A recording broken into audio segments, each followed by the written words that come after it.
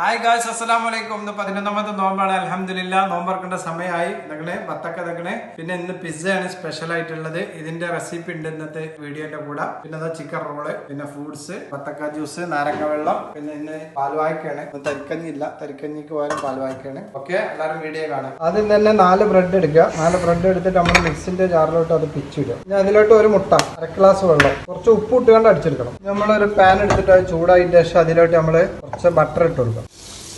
നമ്മൾ അടിച്ചു വെച്ച ബ്രെഡിന്റെ ആ ബാറ്റർ ഇതിലേക്ക് ഒഴിച്ചു കൊടുക്കാം. കുറച്ചു നേരം അടച്ചു വെക്കുക. അതിന്റെ മുകളിലോട്ട് കുറച്ച് കച്ചപ്പ് ഒഴിച്ചു കൊടുക്കണം. ഇനി അതിന്റെ മുകളിലോട്ട് നമ്മൾ വേവിച്ച് വെച്ച ചിക്കൻ ഉണ്ടല്ലോ, ചെറുതായിട്ട് ഇങ്ങനെ പൊരിച്ചെടുത്ത ചിക്കനാണ്, അത് ഇട്ട് കൊടുക്കാം. പരത്തിട്ട് കൊടുക്കട്ടെ, എല്ലായിടത്തും ഇട്ട് കൊടുക്കാം. ഇനി ചെറുതായി അരിഞ്ഞ ക്യാപ്സിക്കം, തക്കാളി ചെറുതായി അരിഞ്ഞ, കുറച്ച് ഓറിയാനുണ്ട്, ഉസാറുള്ള ചീസ്.